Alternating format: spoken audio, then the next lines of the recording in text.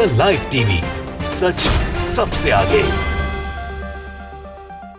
नमस्कार, मैं हूं Iqbal Parvez. The live TV में आपका स्वागत है। नरेंद्र मोदी ने देश की इंटरनेशनल बेइज्जती कराई है। भारतीय जनता पार्टी ने देश की छवि को काफ़ी नुकसान पहुंचाया है दुनिया भर में। जी हां, भारतीय जनता पार्टी के सत्ता में आने के बाद जो देश की जो परंपरा थी भाईचारे की, या फिर एक बहुत ही बड़े लोकतंत्र की जो पहचान थी, हर जगह पर हर लिहाज से भारत शर्मसार हुआ है। अब हालत ये हो गई है कि मुसलमानों पर इतने अत्याचार हुए हैं, अल्पसंख्यकों को इस तरह से टारगेट किया गया है कि अमेरिकी मानवाधिकार निकाय ने भारत को रेड लिस्ट में डालने की सिफारिश की है। इससे बड़ी बेइज्जती क्या हो सकती है उस देश के लिए जिस देश की परंपरा थी भाईचारा। जी हां, अब जो है सो मुसलमानों पर, जी हां, मुसलमानों पर लगातार नरेंद्र मोदी को सत्ता में आने के बाद हमले हुए हैं, मस्जिदों को टारगेट किया गया है, और यही वजह है कि अब पूरी दुनिया में इसकी आवाज़ उठने लगी है। अमेरिकी मानवाधिकार निकाय ने भारत को रेड लिस्ट में डालने की सिफारिश कर दी है।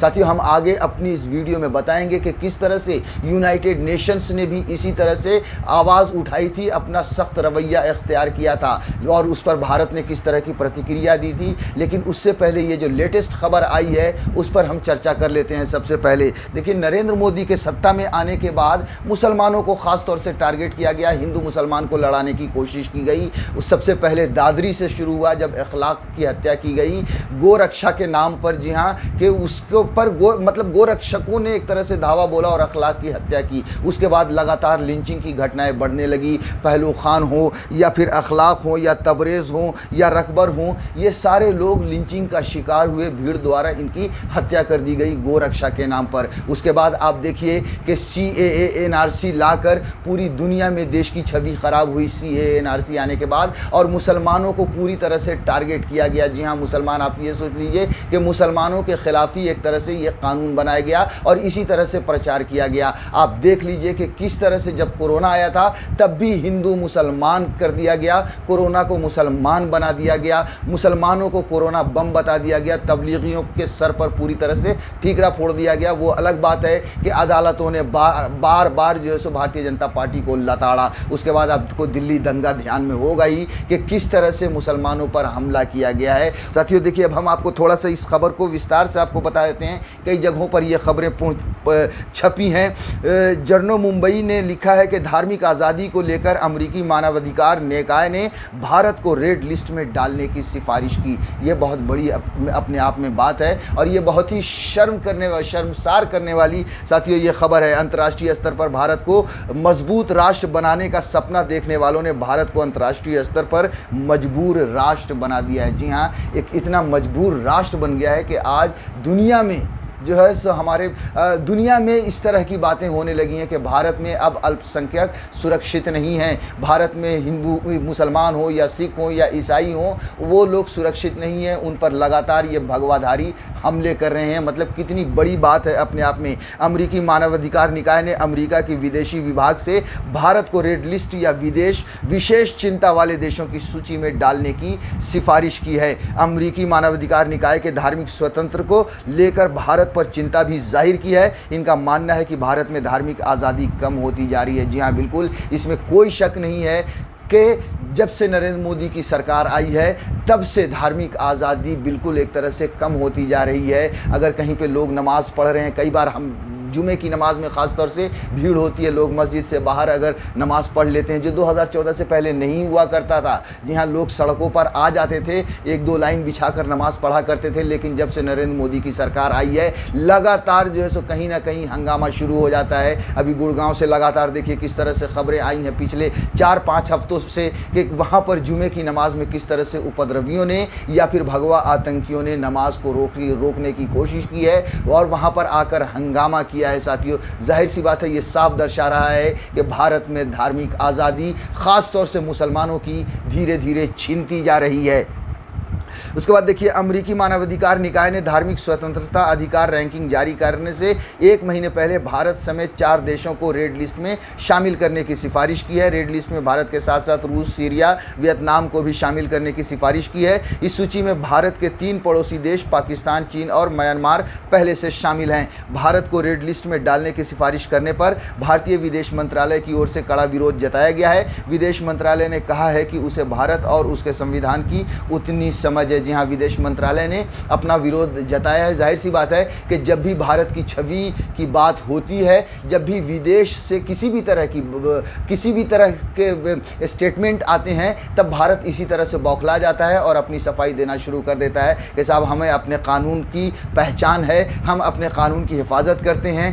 क्या हिफाजत करते हैं? आप देख लीजिए कि त्रिपुरा में जिस तरह से हंगामा हो रहा है, वहाँ पर मुसलमानों को टारगेट किया जा रहा है। उसके बाद किसी ने आवाज़ उठाई, किसी ने उसकी जांच की, यहाँ तक कि सुप्रीम कोर्ट के वकील ने अगर जांच की तो उन पर भी यूएपीए लगा दिया गया। 102 लोगों पर यूएपीए लगा दिया गया। साथियों, कोई भी, ख़ास तौर से मुसलमान, अगर इस सरकार के ख़िलाफ़ आवाज़ उठाता है या अपने ऊपर हो रहे अत्याचार के ख़िलाफ़ आवाज़ उठाता है, उस पर यूएपीए लगाकर उसे जेल में ठूंस दिया जाता है। वहीं कपिल मिश्रा जैसे लोग, वहीं अनुराग ठाकुर जैसे लोग, वहीं रागिनी तिवारी जैसे लोग, वहीं यति नरसिंहानंद सरस्वती जैसे लोग लगातार मुसलमानों के ख़िलाफ़ बयान देते हैं, उनको मारने काटने की खुल्ला बात करते हैं। उन पर कोई केस दर्ज नहीं होता, वो कभी जेल में नहीं जाते। जाहिर सी बात है कि यही है कि किस तरह से कानून अपना काम कर रहा है। ये जो बार बार जो भारत के लोग या जो विदेश मंत्रालय कहता है कि हम कानून की हिफाजत कर रहे हैं या हमें अपने कानून की जानकारी है, यही जानकारी है जो मैं आपको बता रहा हूँ। आपको एक और बात बता दें कि पिछले साल ही ये सवाल उठा था कि अगर पाकिस्तान में, जैसा कि हम सभी जानते हैं कि भारत में हमेशा ये चिल्लाते रहते हैं कि पाकिस्तान में अल्पसंख्यकों पर हमला हो रहा है या पाकिस्तान में अल्पसंख्यकों को, जो वहाँ पर हिंदू हैं, जो वहाँ पर माइनॉरिटी में हिंदू हैं, उन पर अत्याचार होता है। भारत बार बार ये बात पूरी दुनिया भर में आवाज़ उठाता है। तभी पिछले साल ही ये आवाज़ अमेरिका से ही उठी थी कि अगर पाकिस्तान का नाम रेड लिस्ट में है तो फिर भारत क्यों नहीं, क्योंकि भारत में भी वही हो रहा है, बल्कि अब तो उससे ज़्यादा होता हुआ नज़र आ रहा है। देखिए, आपको बता दें कि धार्मिक स्वतंत्रता के मामले को लेकर कई बार अमेरिकी राजदूतों ने भारत और पाकिस्तान के बीच अंतर किया है, लेकिन दोनों ही देश भारत और पाकिस्तान पर अपने नागरिकों पर हिंसा करने का आरोप लगता है। पिछले साल धार्मिक स्वतंत्रता को लेकर सवाल पूछे जाने पर अमेरिकी राजदूत सेनेटर सैम ब्राउनबैक ने कहा था कि पाकिस्तान सीपीसी यानी विशेष चिंता वाले देशों में क्यों है और भारत क्यों नहीं है। आप सोचिए कि अब पाकिस्तान के साथ भारत को भी शामिल किया जा रहा है। साथियों, जनसत्ता में भी ये खबर छपी है। देखिए, लिखा है कि अल्पसंख्यकों से जुड़े मामलों को देख अमेरिकी मानवाधिकार ने भारत को विशेष चिंता वाले देश में रखने की सिफारिश की।